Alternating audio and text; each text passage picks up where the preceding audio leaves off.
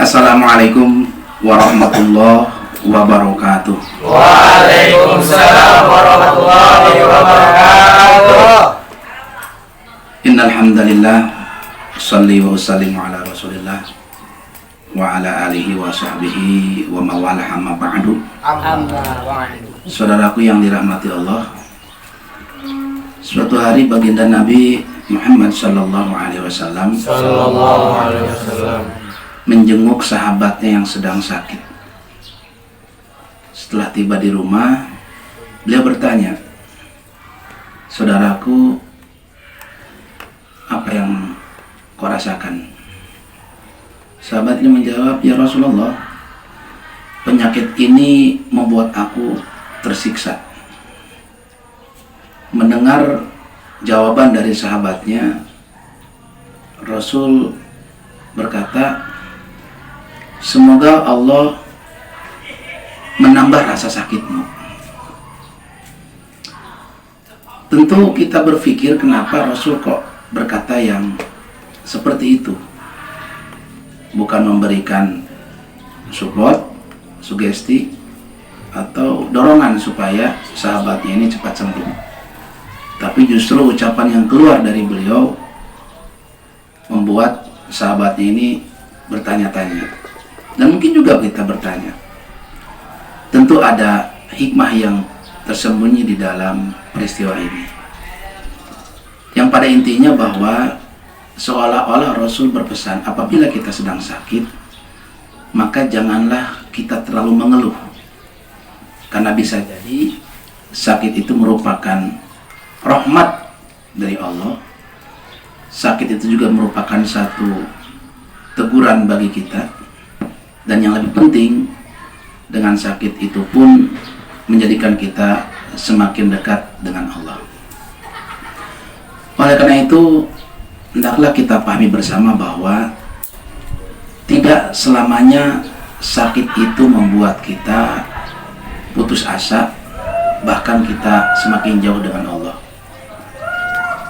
Dalam hadis Imam Tirmizi, baginda Rasulullah SAW memberikan bonus bagi orang-orang yang sakit, termasuk orang yang menjenguk saudaranya yang sedang sakit.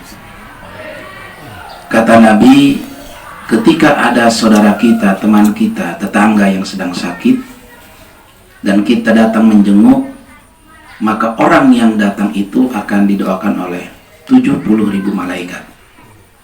Hadis Imam Tirmizi. Dan bagi yang sakit sendiri, jadikanlah sakit itu sebagai ujian, sebagai media agar dia lebih dekat dengan Allah. Oleh karena itu, dalam tuntunan agama kita, ternyata di balik sakit itu tersimpan kenikmatan dan anugerah yang luar biasa. Ada 4 hal bagi yang sakit yang bisa membawa kebaikan. Yang pertama, dengan sakit dia akan lebih dekat dengan Allah. Sekurang-kurangnya dia banyak menyebut nama Allah. Ketika dia sakit kepala atau sakit hal yang lainnya, sekurang-kurangnya bibirnya akan berucap astagfirullah, innalillahi, dan hal yang lain sebagainya. Artinya dengan dia sakit, sesungguhnya dia akan merasa lebih dekat dengan Allah. Yang kedua, di balik sakit itu sesungguhnya dia akan mendapatkan ilmu baru. Ketika dia berobat ke dokter dan bertanya apa yang menjadikan sebab sehingga dia sakit, dan dokter menjelaskan bahwa ibu sedang sakit anu, dan hal yang lainnya. Seperti ketika seseorang mengidap penyakit diabetes atau gula, maka anjuran dokter agar ibu jangan terlalu banyak mengkonsumsi yang manis-manis. Ketika seseorang mengidap penyakit asam urat, maka anjuran dokter agar si pasien jangan terlalu banyak makan daging.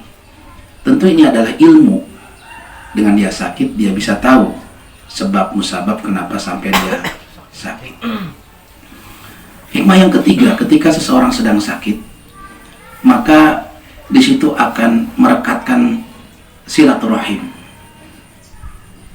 Karena ketika ada saudara kita atau tetangga kita yang sedang sakit, maka anak, saudara, keluarga itu banyak yang menjenguk. Yang biasanya mungkin tidak ketemu, ketika dia sakit, dia datang berkunjung, sehingga dia bisa bertemu. Artinya di balik sakit itu, ada nilai silaturahim yang terkandung.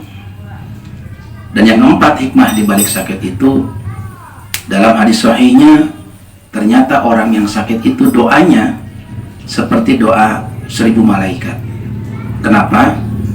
Karena doa yang keluar dari orang yang sedang sakit itu jauh lebih bersih. Hatinya tidak dikuasai dengan segala perbuatan dosa. Karena orang yang sakit itu dia cenderung berdiam, tidak banyak melakukan aktivitas. Orang yang sakit itu dia lebih banyak mengingat kepada Allah. Oleh karena itu, saudaraku yang dirahmati Allah, ketika kita sedang sakit, maka banyaklah kita berdoa. Karena doa kita itu akan lebih mustajab karena diri kita dalam keadaan bersih, suci, pikiran kita tidak melakukan atau memikirkan hal-hal yang negatif. Bagi yang menjenguk juga kita doakan, dan bagi yang sakit juga mendoakan yang menjenguk. Tentu kondisional, jangan sampai ketika kita menjenguk saudara kita yang di rumah sakit dan dia sedang tidur atau istirahat, kita bangunkan agar mendoakan orang yang menjenguk. Tentu ini hal yang keliru. Ya, kita minta didoakan orang yang sakit itu ketika dia dalam keadaan sadar atau tidak dalam keadaan tidur. Itulah saudaraku hikmah atau kehebatan di balik sakitnya kita. Mudah-mudahan Allah menjadikan penyakit atau sakit dalam diri kita ini menjadi satu pengingat, menjadi satu cambuk bahwa semua yang Allah berikan, semua yang Allah takdirkan, pasti itu demi kebaikan kita sebagai hambanya. Mudah-mudahan Allah berikan kita sebagai hamba yang istiqamah. Amin ya rabbal alamin. Assalamualaikum warahmatullahi wabarakatuh. Waalaikumsalam warahmatullahi wabarakatuh.